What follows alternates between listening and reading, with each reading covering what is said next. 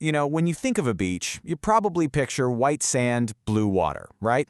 Well, on the coast of India, there's a beach that's famous for its black sand, its history as a cremation ground, and the absolutely terrifying stories from anyone who's dared to stay after dark. This is the story of DUMAS Beach. So, here's this chilling piece of advice, something that's been passed down for generations. It's a simple rule, but it carries the weight of countless eerie tales. And as we're about to see, it's a warning that is about to be completely ignored. Our story kicks off, like a lot of these adventures do, with a group of friends. We've got 5 college students, kind of bored with their usual hangouts, just sitting around looking for something a little different. Something with a bit more of an edge. So Mayur just casually throws out the name DUMAS Beach. Now for Kushal, this is a thrill. He's seen all the stories about the haunted beach online. But for the others, it's pretty terrifying, especially after Mayur shares the warnings his own grandmother used to give him. So they land on a compromise. They'll go, but only during the day. Simple plan, right? Get in, get out, long before the sun even thinks about setting.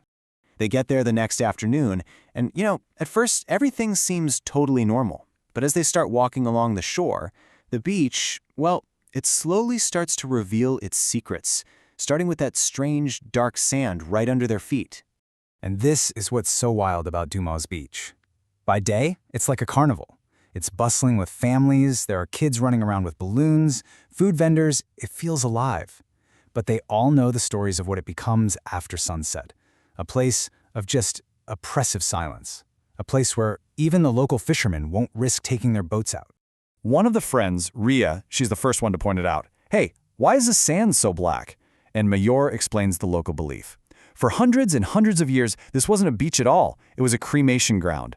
The black sand? They say it's the ash from countless souls, all mixed in with the soil over centuries. It's a beautiful thought, but also deeply, deeply macabre. And just as they're trying to wrap their heads around that, they run into a local beachcomber. The guy just looks at them with these tired eyes and delivers this cryptic message, making it super clear that this ground holds a lot more than just ash. He tells them the bodies that weren't cremated properly were once buried right there, in the sand. Many people are sleeping underneath, he says, and then just walks away, leaving the friends standing there in a stunned silence.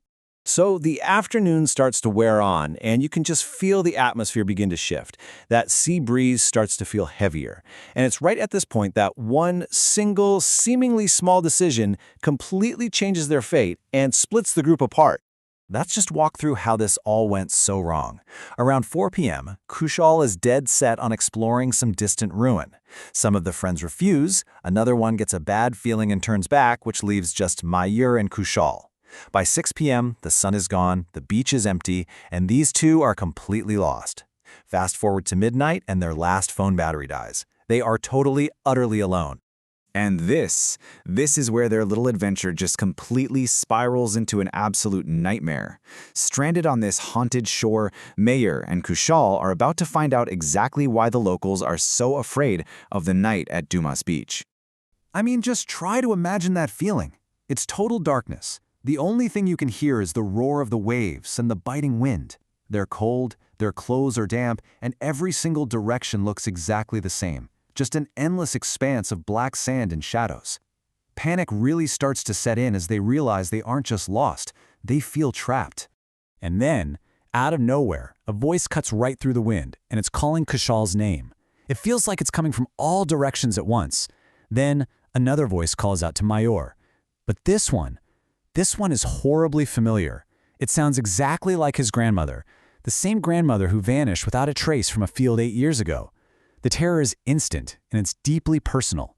From here, their ordeal just becomes this relentless assault. First, it's the phantom voices. Then, it's the smell of burning wood and the sight of a ghostly funeral procession, chanting the Hindu funeral prayer, Ram Nam Satya Hai. And then, out of nowhere, they're surrounded by these vicious howling dogs that just vanish into thin air. And the final horror? A massive, glowing figure emerging from the waves. See, this wasn't just something they were seeing. It was a complete sensory overload. They were getting attacked with sounds, sights, and even smells. That persistent, sickening scent of burning wood, a constant reminder of exactly where they were. It was an experience that felt like it was designed to break your mind. And really, how much more can a person take? Exhausted, terrified, and just completely broken by this hours-long ordeal, Meyer and Kushal finally collapse onto the black sand. They're out cold. So the sun comes up, but the darkness of that night, it doesn't leave them. The story doesn't just end with their rescue. For these two friends, the horror is really just beginning to sink in. The next morning, a search party with their frantic friends finds them passed out right near the water's edge. They're brought home, but when they finally wake up that afternoon, both of them are suffering from a raging fever. Once they're well enough to speak, they tell their impossible story, a story for which nobody has any logical explanation. You know how they say you can leave a place, but the place doesn't always leave you? Well, that's exactly what happened here. Meyer, especially, was left with this deep psychological scar. Even today, the simple smell of burning wood can trigger these horrific nightmares, pulling him right back to that night on the black sand. And that's really what this all comes down to, isn't it? In a place like DUMAS Beach, a place so saturated with death and ritual, is it possible that the emotional weight of the past can actually manifest in the present? What separates a ghost story from a tangible echo of history? That's definitely something to think about.